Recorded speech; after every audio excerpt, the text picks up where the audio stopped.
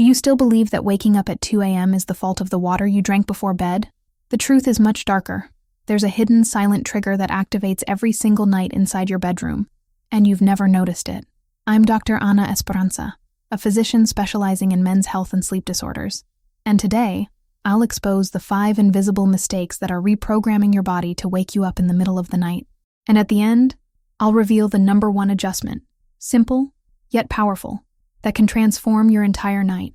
Before we continue, write the word HOPE in the comments and tell me which country you're watching from. Because by the end of this video, you'll have in your hands a secret protocol you can start using tonight. You may have never stopped to think that the way you drink water during the day could be sabotaging your nights of sleep. Since childhood, we've all heard the same advice repeated like a law. Go to the bathroom before bed, just in case. It seems logical, doesn't it? Yet this habit, which appears so harmless, is precisely what keeps thousands of men and women trapped in a cycle of waking up at the same hour every night. The problem isn't the water itself. The problem is how your body processes and organizes it. And worse, the false sense of safety these rituals create, when in reality they are conditioning your bladder to send alarm signals at the most fragile moment of your sleep. Science is clear, though few explain it honestly. When you drink a glass of water, the liquid doesn't sit idly in your stomach. It's absorbed into your bloodstream, increasing blood volume, and immediately forcing the kidneys to filter out the excess. This process takes between 90 minutes and 3 hours. And here's the crucial detail. If you're used to drinking water or tea right before bed, you're pushing all of this filtration work into the deep night window. The result is inevitable. Your bladder begins to fill just when your body should be sinking into deep sleep. And once it sends the signal "I'm full," your brain wakes up, whether it's 2 a.m. or 3 a.m. The 3-hour fluid cutoff isn't a random rule. It's a survival protocol for anyone who wants an uninterrupted night of rest. Imagine your bedtime is 10:30 p.m. That means, by 7:30 p.m., the liquid curtain must fall. After that point, no large drinks of water, only small sips, if absolutely necessary to take medication. This simple rule gives your kidneys time to work, your bladder time to fill and empty before your head hits the pillow. It may sound basic, but it is the first defensive wall against the nightmare of nocturia. Here's another detail most people never realize. Disorganized drinking during the day can be just as damaging as late-night hydration. Many believe they can compensate for not drinking enough water earlier by overloading in the evening. Fatal mistake. Doing this floods your system at the very time it should be winding down. The consequence: a hyperstimulated body, forced to work when it should rest. What starts as an attempt at self-care becomes an invisible punishment that robs you of your sleep, night after night.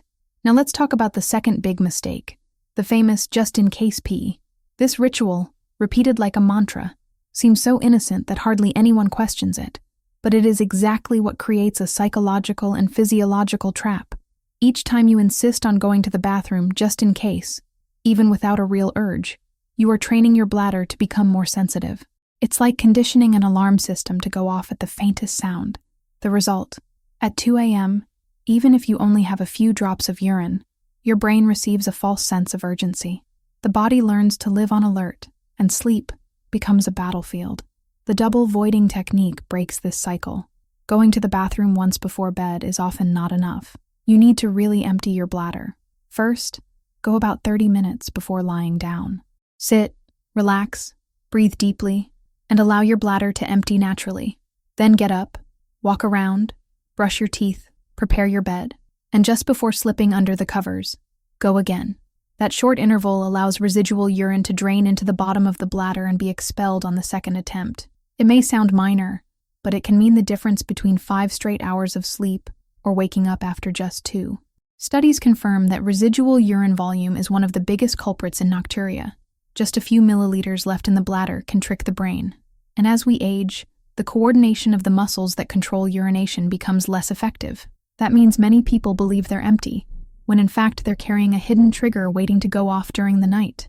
Double voiding is therefore a way to disarm this ticking time bomb. Don't mistake this as a purely physical issue. The mind is just as trapped. Simply getting up repeatedly creates nighttime anxiety. You go to bed expecting to wake up, and when the body anticipates it, it programs itself to do so. It's as if your bladder were a puppet controlled by the fear of losing sleep. What should be rest becomes vigilance. And the more you obey the just-in-case ritual, the more you reinforce this vicious conditioning. That's why trust is so important. Trust your body. Trust the process. Once you set the liquid curtain and practice double voiding, you must resist the temptation to get up, just to be sure. This is the critical point. If you give in, the bladder understands that the game continues. But if you hold firm, even through some initial discomfort, the body relearns. Within just a few nights, many people notice a drastic change. What once felt impossible suddenly becomes achievable. A whole night, uninterrupted. And here's what's most disturbing. Almost no one explains this clearly. The majority of advice on nocturia is superficial, generic, lazy.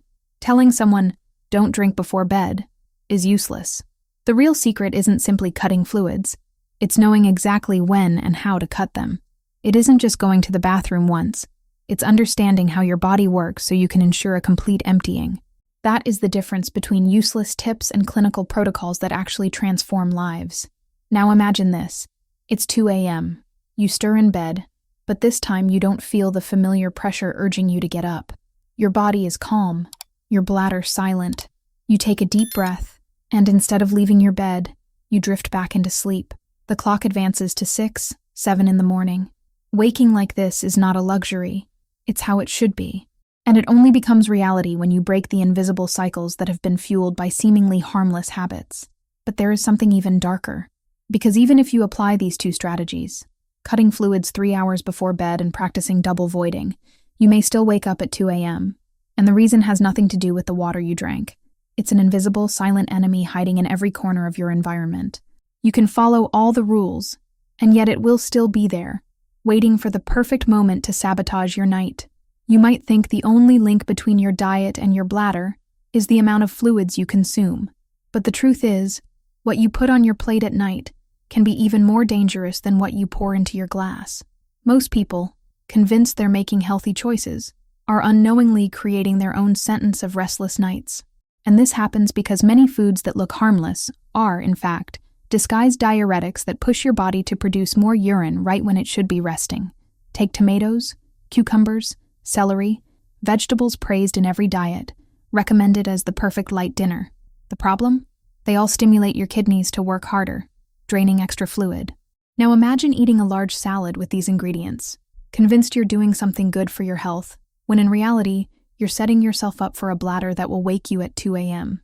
And the same is true for fruits high in water and potassium, like watermelon, melon, and citrus. Hydration bombs disguised as healthy snacks, but they explode inside your body at the worst possible moment, and it doesn't stop there. Spicy foods, acidic meals, even a frozen pizza, or a salty Chinese takeout, all of these activate different mechanisms, but lead to the same outcome. They overload your kidneys and increase the odds of nighttime awakenings. Salt, in particular, is a traitor. It makes you thirsty, pushes you to drink more, and simultaneously forces your body to retain then flush out the sodium, producing even more urine. A double trap. You drink late, and also drive your system to eliminate excess sodium. The result? A bladder turned into a drum, ready to beat in the silence of the night. Let's break it down even further. Suppose your dinner is a bowl of ramen, harmless comfort food, right? Except it's a salt bomb, loaded with broth that demands kidney filtration hours later. Or think about that healthy sushi meal. The rice is full of fast-digesting carbs, the soy sauce floods you with sodium, and if you finish with fruit, you've just stacked multiple diuretic triggers. Even vegetarian curries, seemingly clean, can be laced with spices and peppers that irritate the bladder lining, amplifying the urge to void. What seems like nourishment turns into sabotage. Another hidden danger is dessert. Ice cream at night doesn't just add sugar. The cold itself can nudge the body toward the same vasoconstriction process as environmental chill. Combine that with dairy, which is difficult to digest for many, and you have a perfect recipe for digestive stress plus kidney workload, both of which peak right when you lie down. It's no wonder people wake up at the same time, night, after indulging in these routines. And here's another piece most people miss: meal timing. Eating late, close to bedtime, is like lighting a fire inside your system. While you try to sleep, your digestive system is still in full swing. Not only does that steal energy from rest, but it also produces metabolic waste your kidneys must filter. Dinner at 9 p.m., for someone who goes to bed at 10:30 is practically a guarantee of nocturnal awakenings. The body doesn't know whether to rest or to work, and in that confusion, you're always the loser. Insulin adds another twist. Eating simple carbs late at night, pasta, white rice, desserts, spikes your blood sugar well into the night. That excess must be metabolized, producing byproducts your kidneys have to filter. More work, more urine, more chances your bladder will wake you. Add to that salt, sugar, water-heavy foods, and late meals, and you have the perfect cocktail for a broken night. I remember a 67-year-old patient who came to me desperate. Let's call him L. He was waking up 3 times every single night. He had already tried cutting fluids at night, practiced double voiding, but nothing changed. He arrived exhausted, with deep circles under his eyes, describing his body as a broken machine. I asked him to do one simple thing: keep a 2-week diary of his dinners and bedtime. At first, it seemed tedious to him, but on day 14, the pattern was undeniable even to his own eyes. Every time his dinner included water-rich or salty foods, the first awakening came at exactly 2 a.m. When his dinner was earlier and lighter, with lean protein and non-diuretic vegetables, the first awakening was pushed to 5 a.m., and sometimes didn't happen at all. Elle looked at the notes, then looked at me, bewildered. How was it possible no one had explained this to him before? How could something so obvious be buried under generic advice that never worked? He decided to change.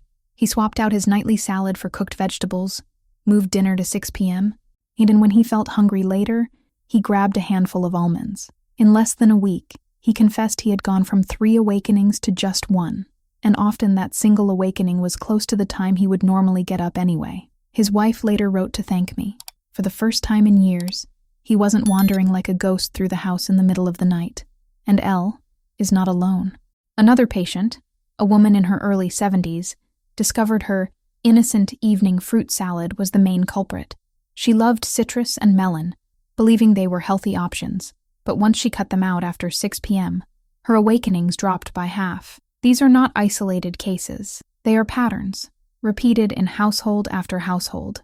And yet, how many doctors ever ask patients what time they eat, what kinds of foods they eat at night? Most advice ends at drink less, but the reality is far more complex. I share these stories because they reveal a hidden truth. It's not just about what you drink. It's not only about how many times you go to the bathroom before bed. It's also about what you put on your plate and when.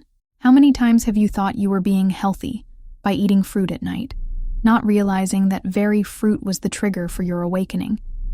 How many times have you justified a just-tonight late dinner, only to find yourself waking at the exact same hour?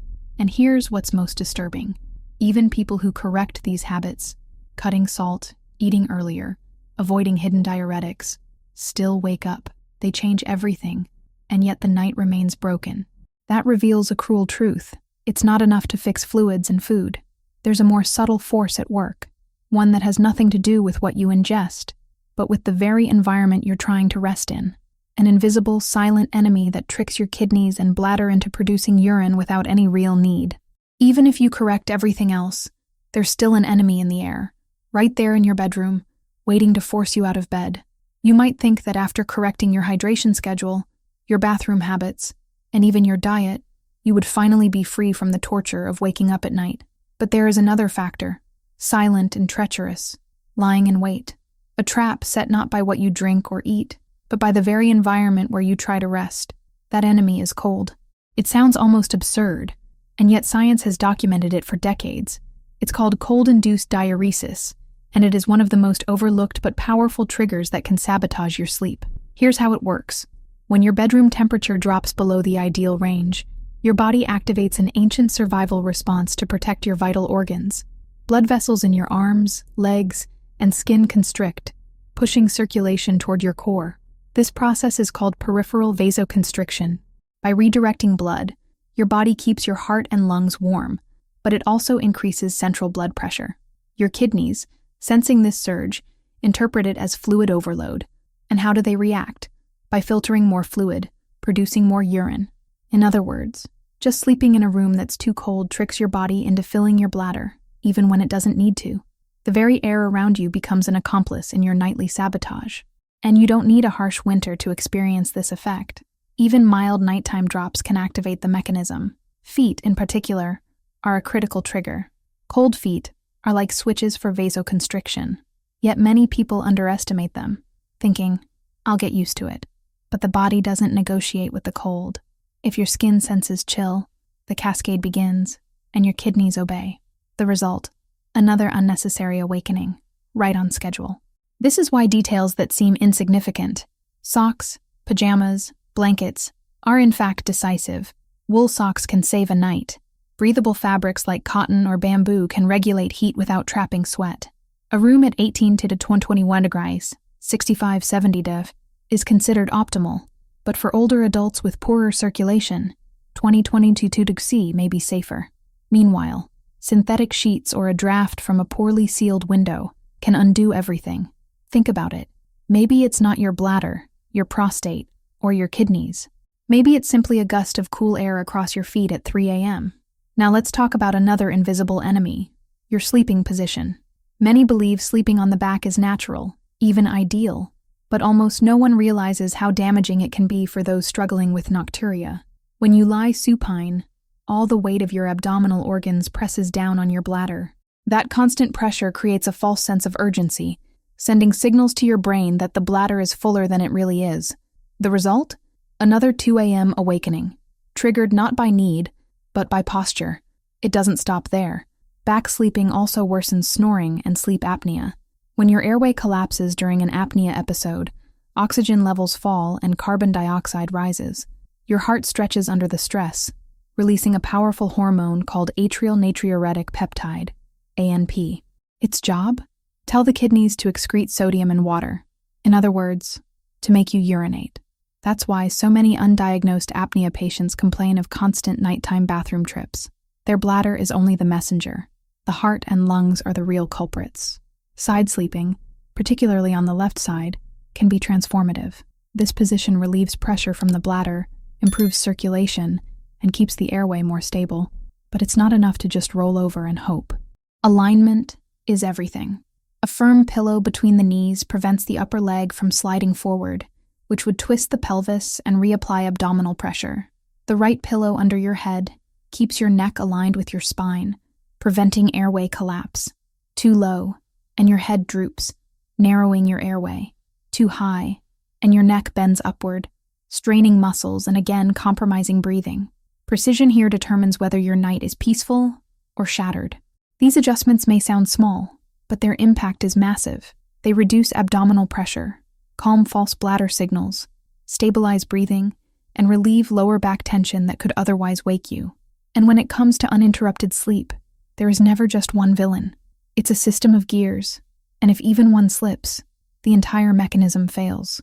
A chilly draft, a twisted spine, an old pillow, each becomes a hidden trap, converted into a 2 a.m. wake-up call. I've seen patients who corrected everything else, fluid cutoff, double voiding, early dinners, and still woke up like clockwork. One man in his 60s confessed that he often fell asleep on the couch before moving to bed. The living room was drafty, the couch forced him onto his back, and without fail, he woke at 2:15 a.m. Once he switched to sleeping on his left side in a warmer, more controlled bedroom, his awakenings dropped to once a night, sometimes none at all. Another patient discovered her beloved satin pajamas, slick but non-breathable, trapped sweat, making her body overheat, then overcool in waves, each cycle prompting kidney reactions. Replacing them with cotton changed everything. Think back to your own nights. Have you ever done everything right? Drank little, ate early, emptied your bladder, only to wake up anyway? That frustration is rarely random. It's the result of subtle environmental triggers. A foot slipping out of the blanket, a twisted posture adopted unconsciously, a pillow that no longer supports your neck, small cracks that add up into detonators. The truth can no longer be ignored. It's not the water that wakes you. It's the conditions your own environment creates each night. Cold tricking your kidneys, posture compressing your bladder, apnea, stressing your heart into commanding your kidneys to excrete. Waking at 2 a.m. isn't fate. It's a script written by invisible forces that you can't see, but that you can rewrite. And the rewrite starts with one simple tool, the right pillow, a subtle adjustment that could change everything. And in the next step, I'll show you how. By now, you've probably realized the truth. The problem was never just the water. The water was only the curtain hiding the real stage. What traps you in the cycle of waking at 2 a.m.? Isn't that extra glass?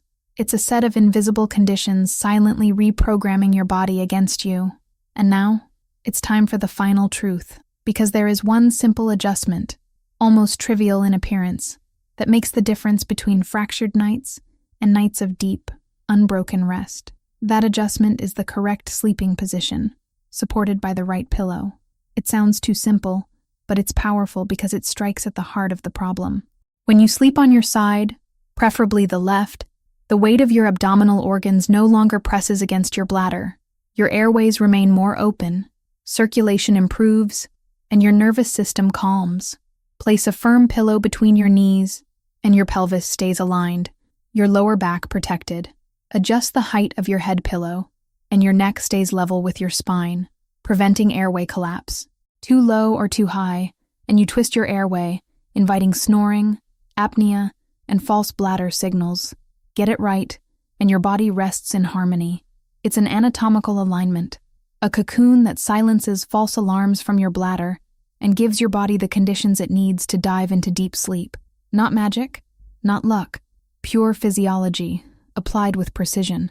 But remember, this is only one pillar. For real transformation, the 5 pillars must work together. 1. The liquid curtain. No significant fluids within 3 hours of bedtime. 2. The double void. Retraining the bladder to empty completely. No more just-in-case urination. 3. The sunset dinner. Eating earlier. Avoiding water-rich or salty foods that trick your kidneys. 4. The thermal cocoon. Protecting yourself from cold-induced diuresis with stable temperatures, warm feet, and breathable fabrics. 5. And finally, the body alignment. Side sleeping, pillow between knees, pillow under head. Together they form a complete system, a blueprint for nights free of interruption. Of course, medical conditions must be taken seriously. Sleep apnea, prostate enlargement, heart or kidney disease, diuretic medications. These need proper treatment. But for most people, applying this protocol is enough to transform their nights. You don't need to change your whole life overnight. Just pick one pillar, try it for 3 nights in a row, then watch what happens. Piece by piece, your body relearns what true rest feels like. Picture it. You lie down at night in the right position, your bedroom warm but stable, your bladder truly empty, your body free from the silent triggers of food, fluids, and cold. You close your eyes, and when they open again, it's morning. Not 2 a.m., not 3 a.m., morning. Full sleep, restored energy, a mind that feels clear, a body that feels alive. That experience, the one you may have forgotten, can return. And it can begin tonight. Now I want you to commit to yourself. Choose one pillar. Will it be the sunset dinner, the thermal cocoon, or finally, the pillow between your knees? Pick one. Start tonight, and then come back and tell me. Type the word HOPE in the comments and tell me which pillar you'll try first. And don't forget to subscribe to the channel and activate notifications, because this is only the beginning of our journey together. Your nights don't have to end at 2 a.m. They can stretch unbroken until sunrise, and when they do, you'll realize you didn't just recover your sleep, you recovered your life.